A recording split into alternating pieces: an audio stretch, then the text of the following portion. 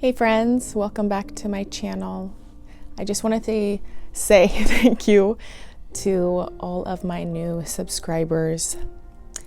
I appreciate all of you, and I'm actually approaching quickly, not to brag or toot my own horn, but I'm approaching 500 subscribers. And honestly, before I started YouTube, I never expected even to reach 200, honestly.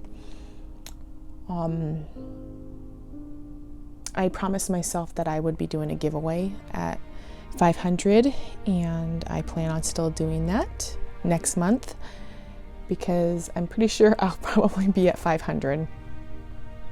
But I just want to give you guys a heads up, say thank you so much, and I really appreciate it a lot. I figured I should get on the ball to talk about part 2 of how trauma and pain in my life and past has brought me into the world of plants, and why I am so head over heels in love with my plants, the care of them, the people involved with the plant community, all of it. And I believe if you've watched part 1, I think I left off on how I lost my eyesight in kind of like the high school time. So I left some stuff out that I want to quickly go over. So in high school, I should say, what I was going to go to college for was to major in art. I love art. When I could see, I did a lot of painting. I did a lot of sketching and nature. A lot of painting, a lot of watercolor, a lot of shading, a lot of stippling. If you're into art, you'll know what that is. And I wanted to note this to you because it didn't really come together for me until recently in my life. So in high school, I did my art classes. I, in fact, felt like my art teacher believed in me more than my mother did. And I'm not saying that to say my mom was horrible, but my art teacher was actually the one who encouraged me. Still to this day, Miss Rorick was her name. She encouraged me to try to go to college for art. Seattle Art Institution is what she wanted me to go to. And such a beautiful, sweet woman. Yes, I have paint on my fingertips. I was painting my desk in my filming room, which I don't have the desk in there right now. I'm so rabbit trailing right now. I don't have the desk in there right now. It's drying from paint, and you'll see I have nasty fingers. Anyways, she believed in me more. She pushed me more. There was my specialty was, or what I really enjoyed doing was nature, animals in nature. I loved doing people's portraits. I loved faces. I loved facial features. I loved wrinkles in people's skin, just anything. I loved doing that. I also loved doing a certain photo or a certain picture of, it would be me in the photo and I'd be crying. I have made more pictures of someone, some woman, someone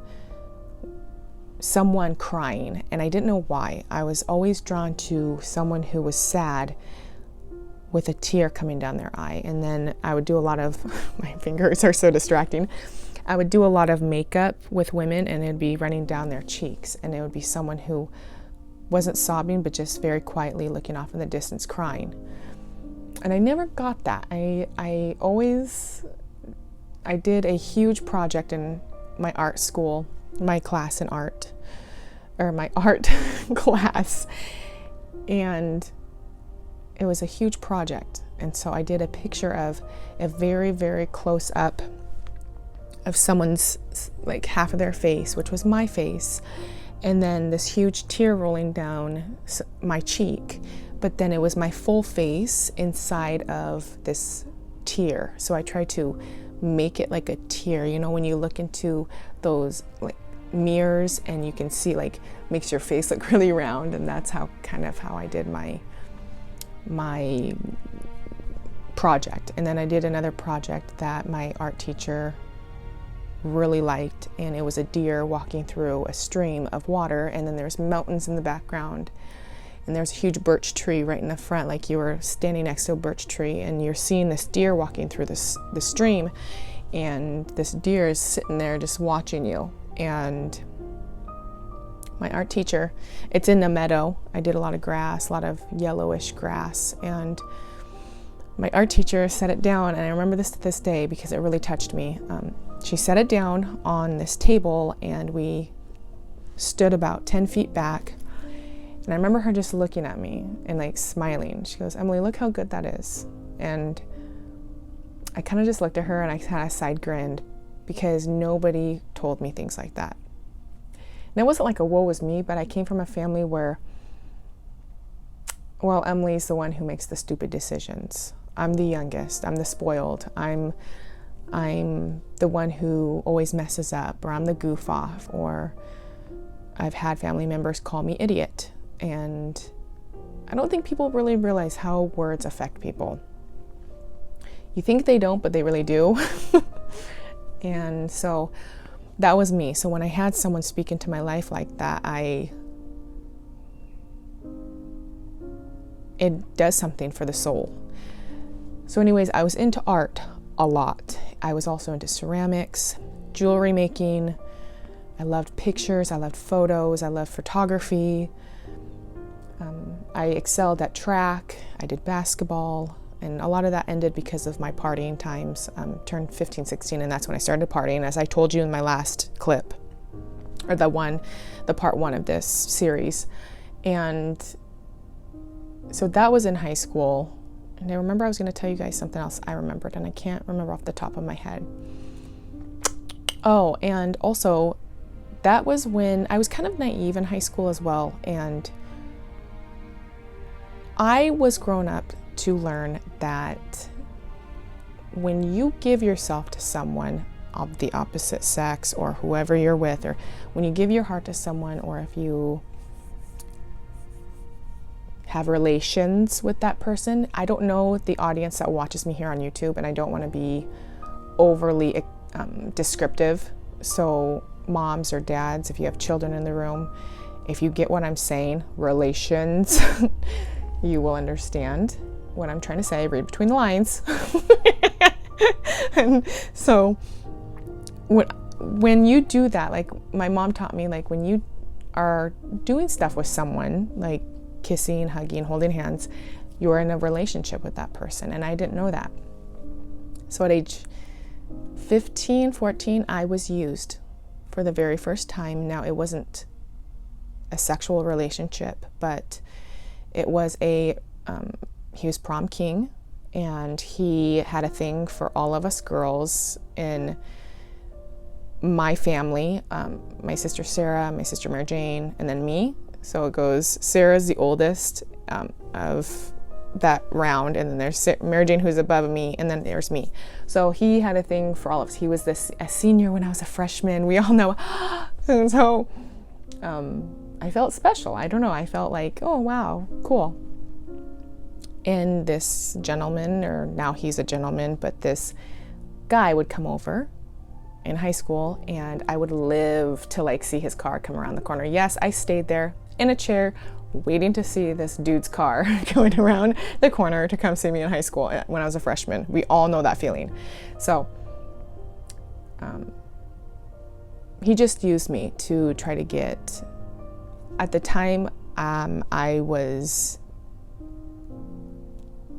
pure, if that sounds right, or I was a virgin at this time, and I didn't give myself to him, but he would have gladly taken it. And I don't care who is watching now, but he wanted to use me.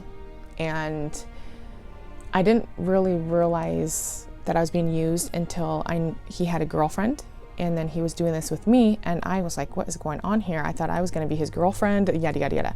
I know this doesn't all make sense, but it will in the future coming up.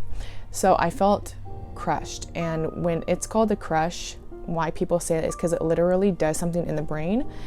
And you have all these serotonin, dopamine, oxytocin, all this stuff running in your brain, and all these hormones are going on, and you're going through puberty, and all of this stuff is going on. It makes you feel crushed when all of a sudden all these chemicals and endorphins just come down, and they just like, it literally does. You know the feeling. I don't have to explain it. But so that was the first time I had been used, and thank you, Lord, that he did not get any further than kissing and making out. But then when I was a junior in high school, I was used terribly. I had a first serious boyfriend when I was about 14 or 15, and I gave myself to him, and that was a really nice relationship for me. To this day, I could probably still say that I loved him because he was my friend. He wasn't just someone using me.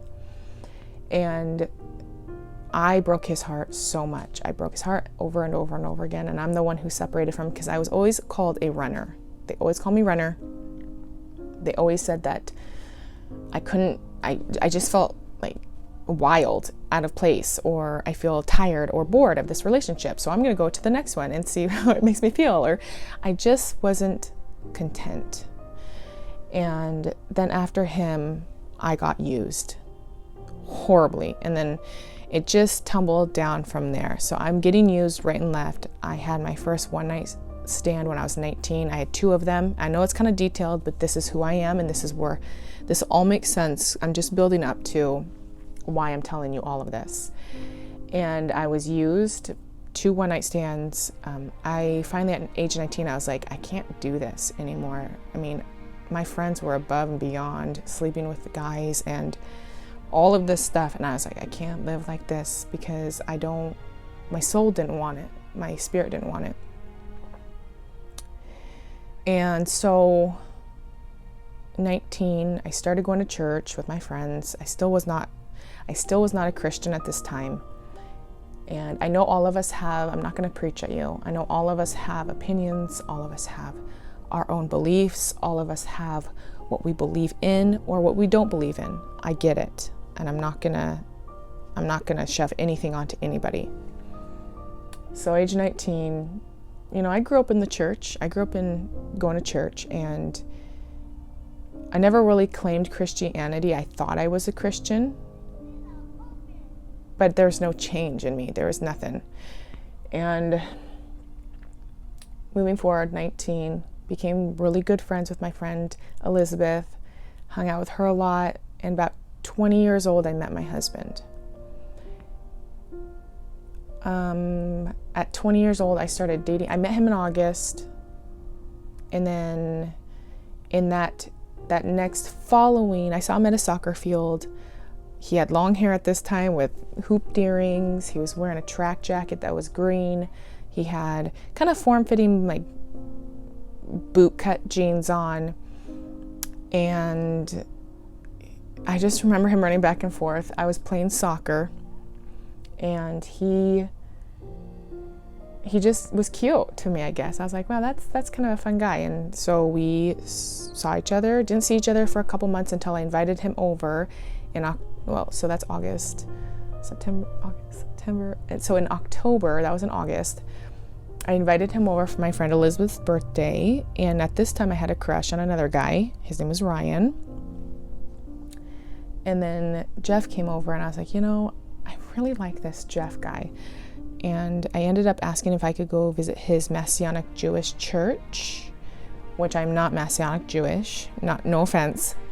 And so he ended up taking us there, and one thing led to another, and he finally, in January, that next January, after like hanging out here and there, asked me to be his girlfriend, or asked my dad if he could court me. And my dad said yes. And at first he says absolutely. My dad was a jokester, and he was like, absolutely not. And my mom was like, Glenzie. And I remember Jeff thought he was serious. And anyways, you obviously know that I'm married to Jeff now.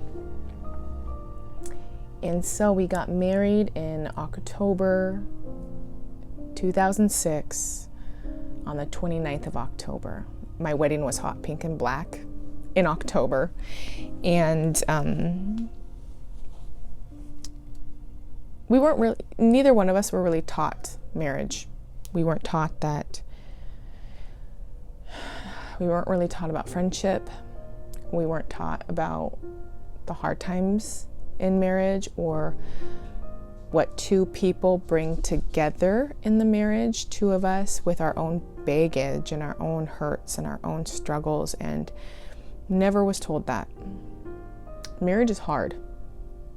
And if you don't think it is, you're from a different planet. And I love my husband. I'll tell you flat out, I love my husband. We are better friends now, after 12 years of marriage, than we have ever been. And there's a reason why.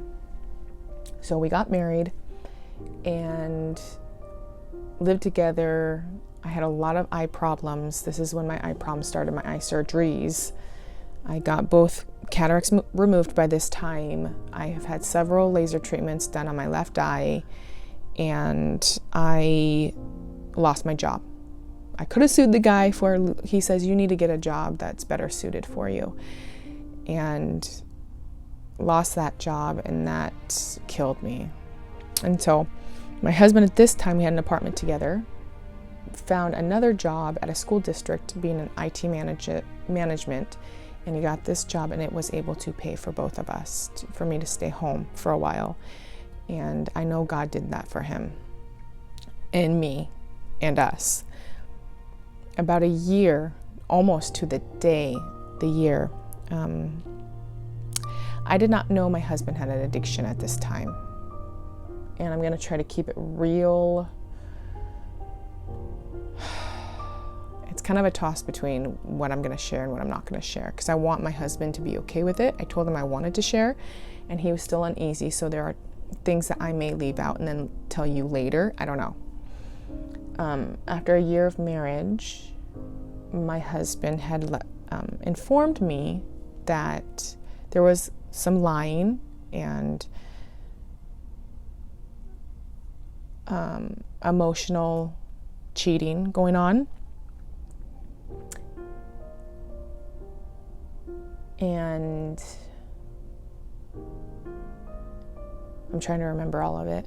All I know is that my husband told me he wasn't thinking about me when we were together, when we were intimately together, and he was not with me. Basically, he was thinking about other women, and that broke me.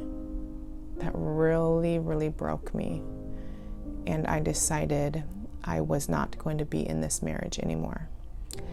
A year of marriage, in October, I left my husband for another guy. We did not get a divorce at first. I just up and left. And that was me. That was my decisions. So my decisions are not to say, well, it's because he did this or it's because he did that. We are both at fault for what we did. I left my husband for an abuser.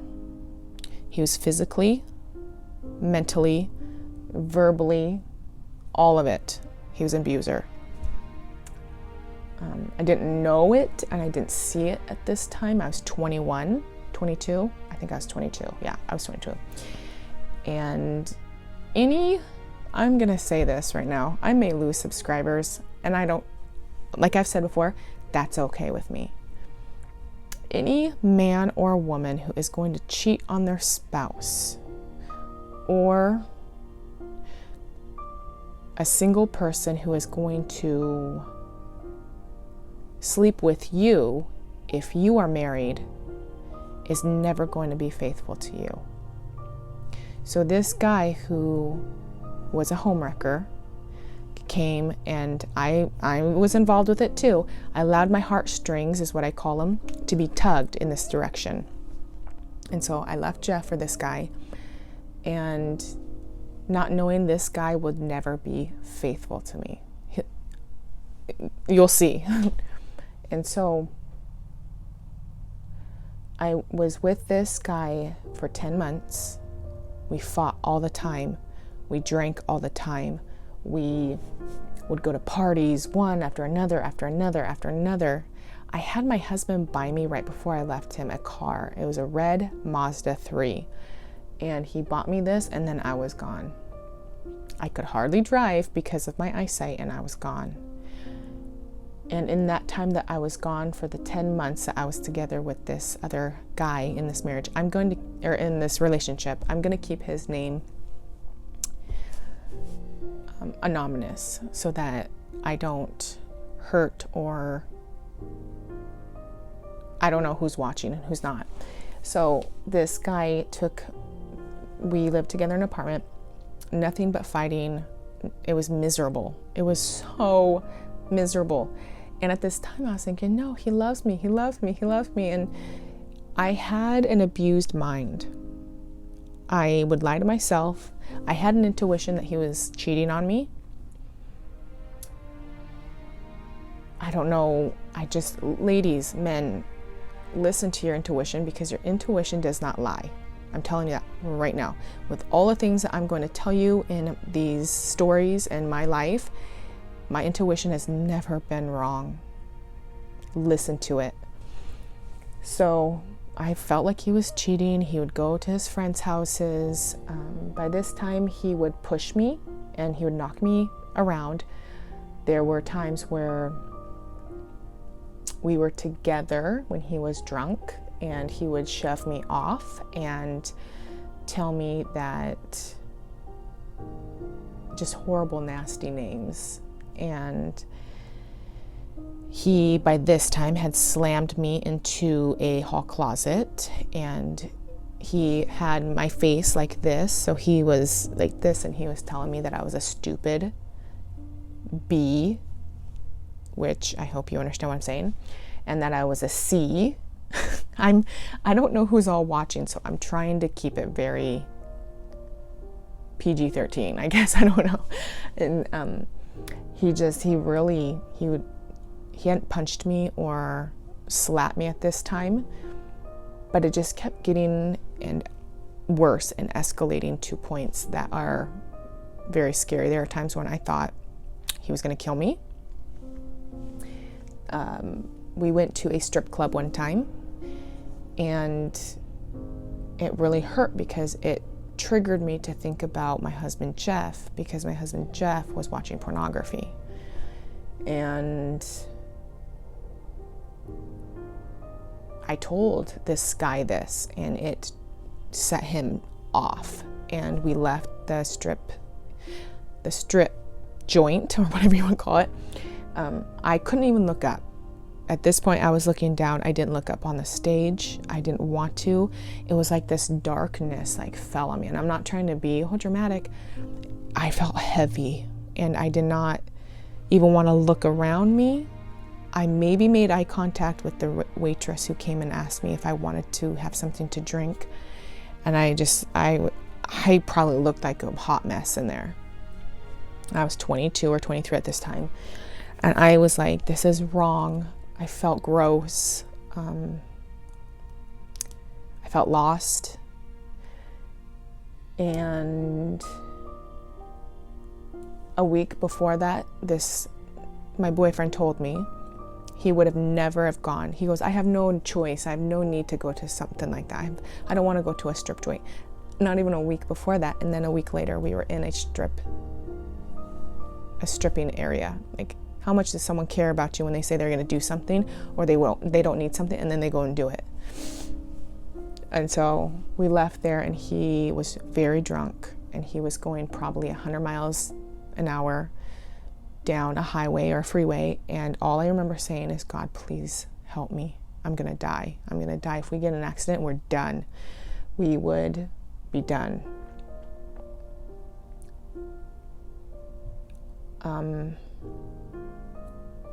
Got home, he left to his sister's house. I drank a lot in this time, and I knew something was wrong when I was keeping alcohol bottles inside of my closet, and I would just drink just to feel good, just this much. Just kind of to not care, or feel good, not care, numb it out, drown the pain. drown the truth. And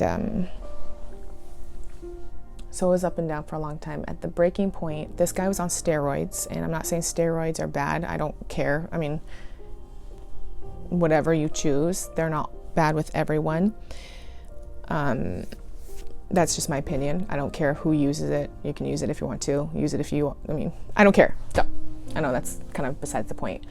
So he's a steroid user, and he was very heavily into MMA. Well, he wanted to become an MMA fighter, and he never really went far with it. And at the end of all of this, we had moved into a brand new apartment. And probably not even a month after living here, I remember one night he told me it was all my fault, that he didn't have any friends, that nobody wanted to party with us. And he had my keys to my car, and I bent over in front of his face and I said, "Give me my keys." And I said, "So-and-so, give me my keys." And he stood up and shoved me backwards. And I remember flying backwards by the fireplace, and it hurt my back. It did something. Even to this day, I still have lower back problems really bad. He got up. Well, I got up, and I'm trying to remember all of it because my brain went into a protection mode, and sometimes my thinking is sporadic, and I'm trying to piece it all together because it's almost like I blacked out at that point, like a protection, or like my adrenaline was pumping so hard that I don't know how to put two and two like together in all of this. And so I got up, I was holding my back, I said, "I am done. I'm done with you. I'm done being with you. I'm leaving you." He got up after that, and he wrestled me to the ground. He pinned me there, and then he backhanded me across my face. And I think I was like screaming, let me go, and got up. I don't know if I went to the kitchen this time, but we somehow ended up in the bedroom because I was packing up. And he slammed me on the bed, and then we got on the bed somehow. It was like a scrabble. And then the apartment ceilings were really low, and he took my shoulders and he shoved me up into the corner of the bedroom ceiling, and he was just flinging me everywhere. I was like a rag doll. He was huge. He had huge muscles. He was huge. And I'm lucky that I'm still alive because he could have killed me easily.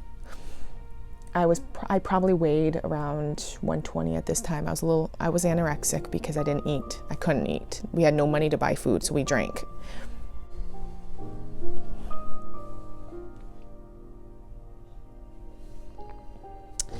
There's another time where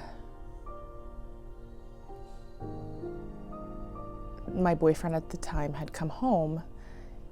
It was about 1 o'clock in the morning, and he had been drinking very, very, very heavily. And he came home, and he wanted to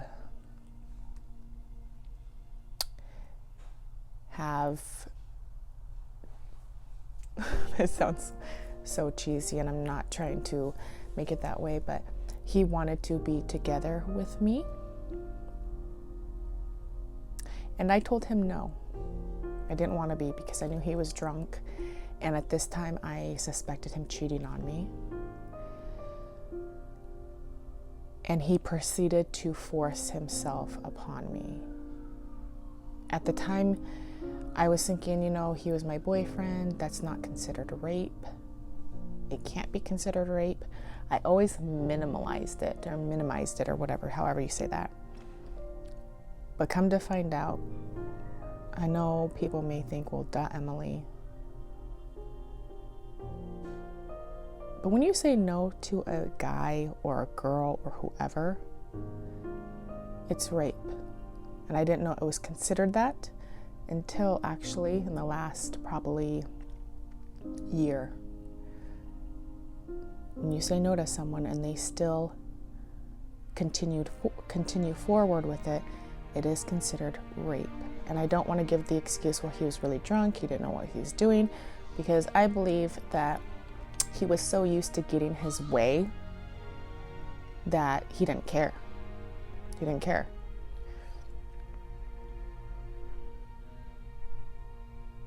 So now the cat is out of the bag. I have been sexually abused and raped twice.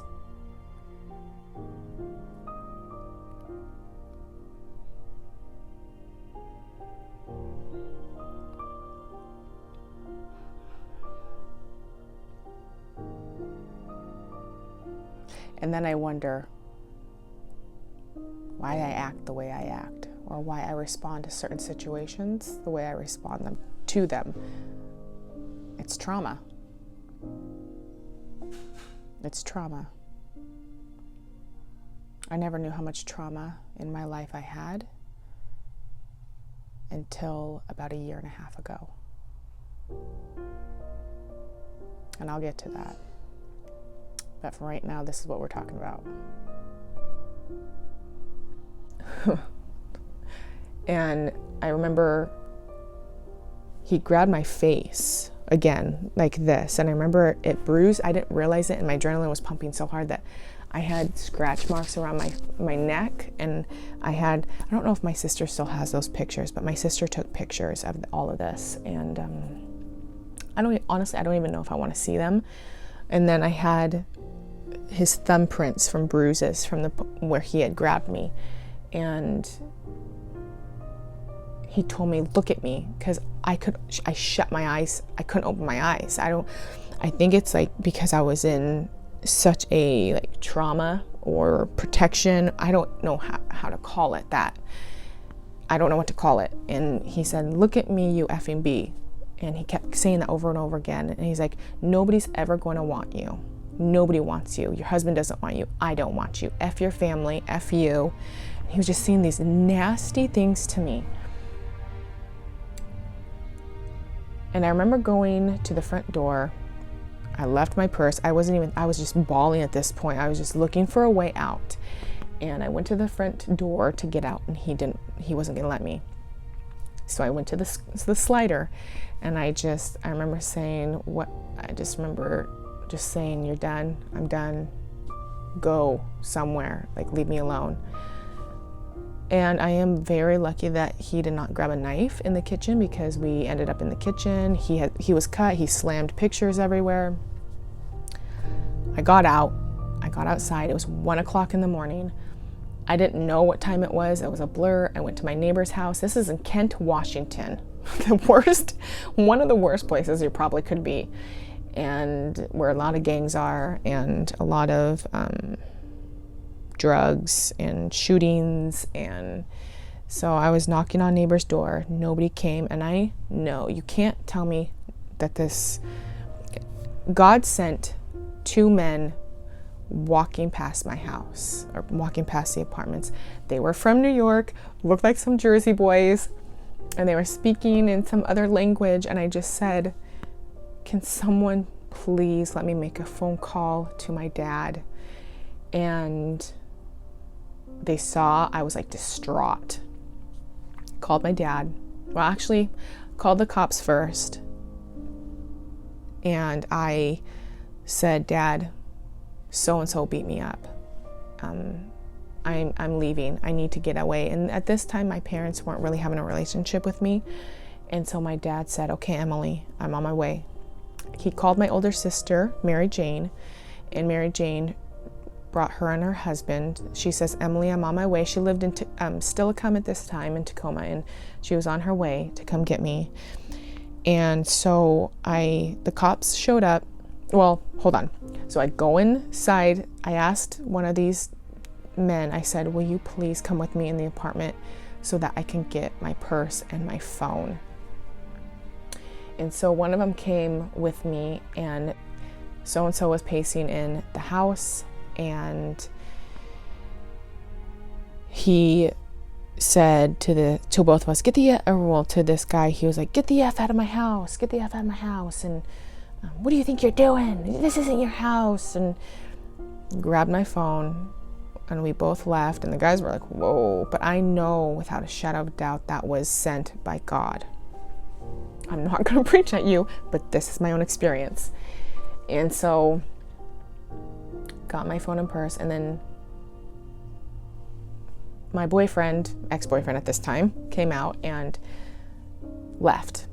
So I called the cops, and I just said, this guy is drunk, he is on steroids, and he is got my car, and we have no insurance, and he just stole my car.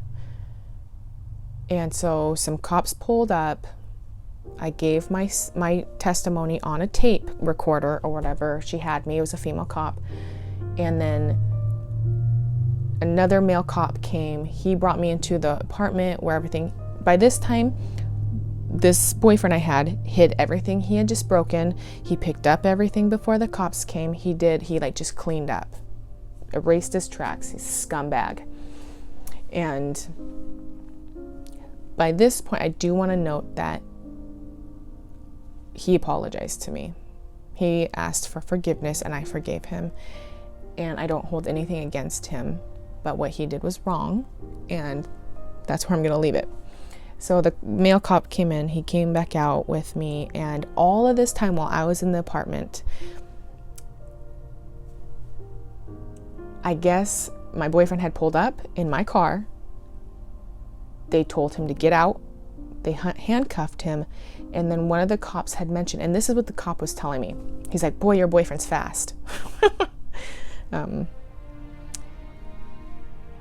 So got out of the car, they handcuffed him, and they talked to him, and they're like, so we hear you use steroids. And they said as soon as they had mentioned steroids that my boyfriend's eyes like grew 10 times larger, and he took off running. This is my life. This was my life. It's not anymore. And he took off, and they had to tase him to get him down.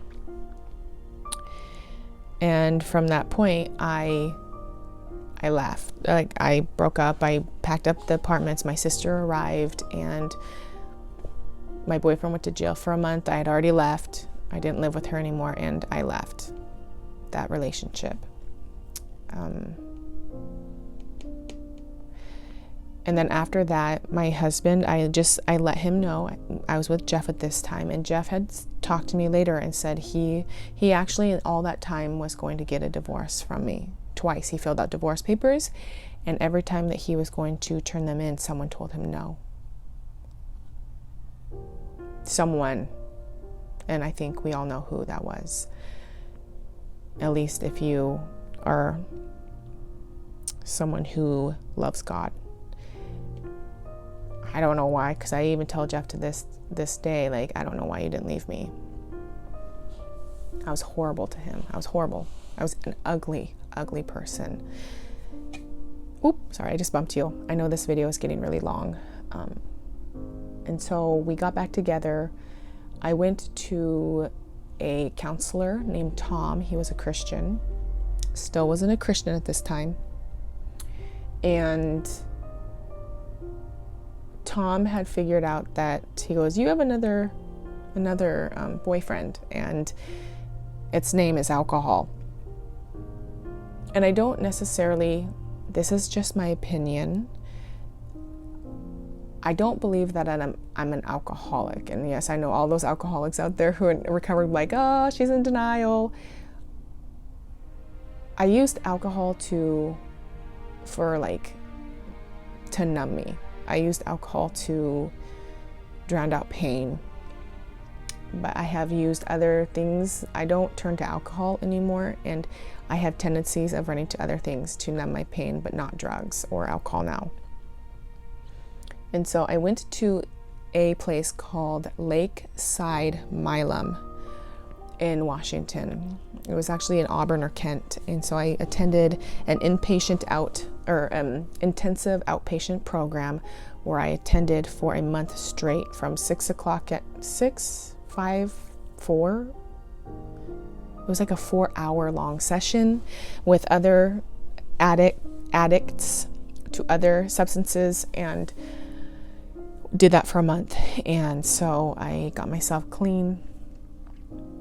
And from there, 3 months later, and after this, I'm going to cut it. It might be a 4 or 5 step series that you guys will get to know me. 3 months later, I left Jeff again. I wasn't, still not really right in my head. I wasn't content. I felt miserable. I felt like I didn't know if I wanted to be in the relationship anymore. I didn't know. I was confused. I was hurting, but I didn't know that I was hurting. I didn't know I needed help. I didn't know I was broken. I was very broken, and I was very lost. Left Jeff again after 3 months. I never saw really a counselor during this time, except some family friends that were close to us who had words of wisdom and who led us to the Word and the Bible. But I still didn't feel peace. I still didn't feel alive. And so 3 months I left Jeff again. I moved into my parents' home. I went out with my sisters out to a bar, and I met another young man. And I didn't even want to be together with this guy. I don't even know what I was thinking. I was broken. I was hurt. I left, met him. I ran away to this guy's house with him. It was just this weird, awkward situation, and his mom was like traumatized, and she had 5 pit bulls, and I love pit bulls. Don't get anything wrong with that. Don't read me wrong. And they had like this kiddie blue pool in the corner of this tiny little house where all the dogs peed and pooped, and his sister had her daughter, and it wasn't how I was raised, I should say. And so got involved with this guy. He had been in prison for 4 years, since he was like 16 until he was 19, or he went when he was 15. I don't know. He was in prison for 4 years. He was involved with gangs, and that was such a weird situation. And all I did was drink, and just I wandered. I didn't know what I was doing. And at the end of that drama, the day Jeff had met, this was when MySpace was really big, and Jeff messaged me and just said, "I feel like you're in trouble. Wherever you're at, I will come get you." Now you tell me that wasn't Jesus speaking through Jeff. The forgiveness, the grace, the patience.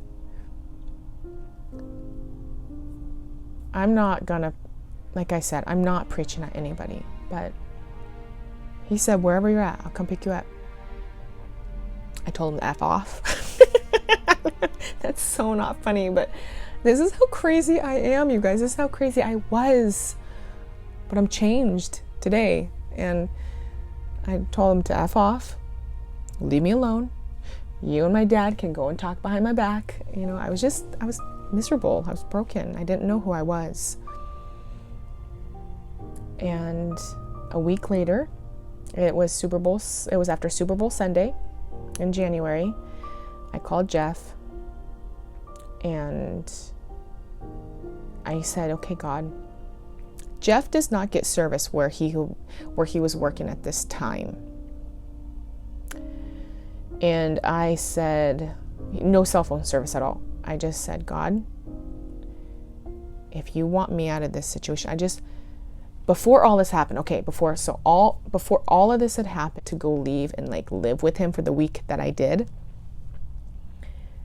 I got on my hands and knees, and Jeff just goes, "You need God, Emily. You need God."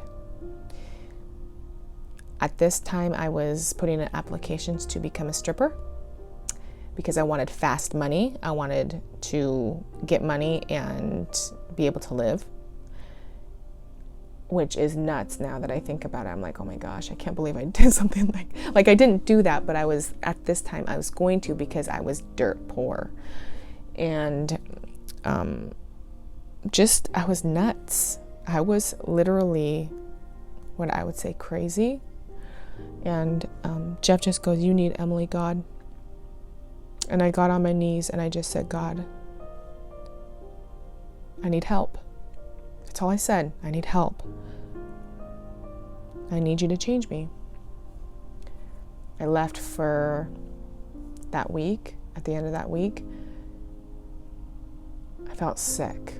I didn't want to be the same anymore. I knew something, a seed or something was planted in my heart that did something. I don't know what, but it was almost like when you drop a stone in water or in a mud puddle or in the lake, a very still water, and you see the rippling effect it makes.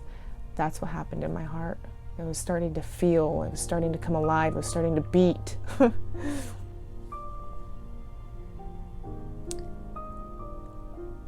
I said, God, okay.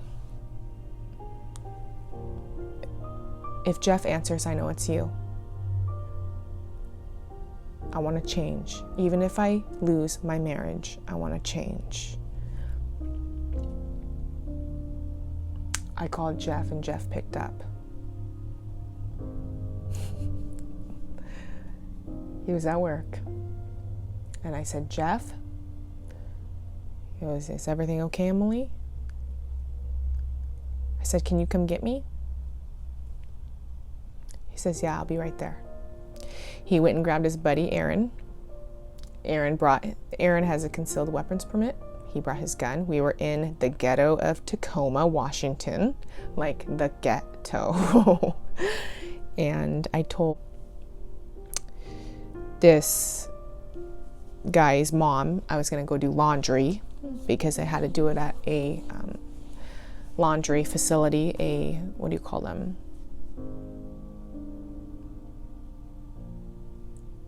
A local wash machine place. I don't know what you call it. Laundromat, thank you.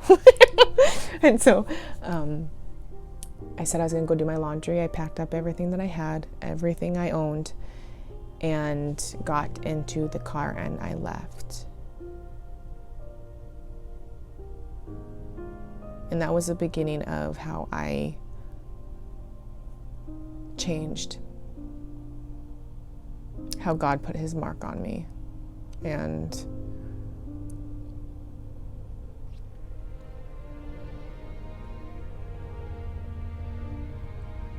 I thought I was going to lose my marriage, and that night I was laying on the couch and I was looking at Jeff because he was spending the night at my friend's house because nobody wanted me over at their house. My parents didn't want anything to do with me, and Jeff's parents didn't want anything to do with me. And it's really sad, I'm still working through things because I still have a lot of hurt in that area and a lot of anger and bitterness. I'm going through it right now, you guys. I'm going through stuff that I'm like, what the hell?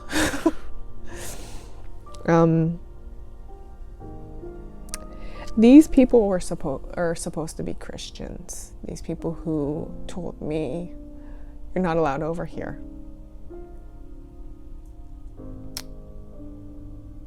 We don't want you over here. She's not allowed. No, keep her with you. Probably have said some other terrible things about me. And they called themselves Christians. But yet they sat there and they throw the stones.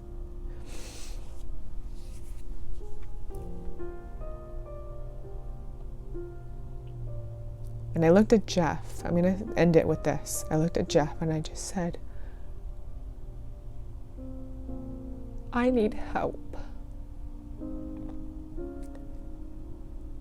I told him, I don't know if I'm going to lose you, but if I do, I want to be better. And I want God to change me.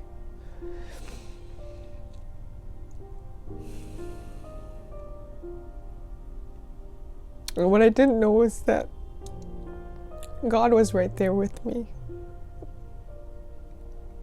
I was broken. I was alone. Nobody my family, Jeff's family, didn't want me around. And I was broken.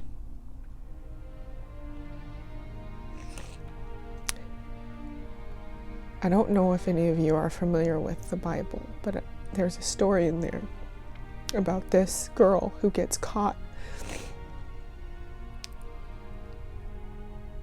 sleeping with, she was a prostitute, and the Pharisees played a trick on Jesus and hired someone basically to go sleep with this prostitute, and they were caught in this act, and they drug this girl out, and they said, well, this girl got caught in the act of adultery, and we're supposed to stone her, let's kill her. And they were testing Jesus, and Jesus bends down and he starts writing in the sand, and he stands up and he says to all of these people who were trying to point their fingers and judge this girl for something that they're basically saying, we're clean, she's dirty, kill her. And Jesus just basically said, you who have, those of you without sin, and sin is like lying, cheating, manipulating, gossiping, having sex out of marriage, like all of this stuff. That is just the tip of the iceberg. So Jesus is saying, you without sin, you be the first to cast the stone. You be the first to throw it and hurt her. Nobody could do it because everybody is guilty. Everybody. Me, you, Jeff, his family, my family, my neighbors, your neighbors, like everybody. And that's why I feel so open to tell people my background and my story and how I've changed. And I guess I just don't care about people's opinions. Yes, they do matter, but in a way it's like if you are secure and know who you are, nothing else matters. And the people who did not judge me were the people who aren't even Christians. Jeff's aunt and uncle called Jeff when Jeff decided to keep me as his wife. His wife who left him twice. And his uncle, Uncle Jim, and Aunt Tony, I love them, said, Jeff, if you decide to stay with her, we're going to back you 100%. And they weren't Christians. And then we wonder why people don't want to be Christians.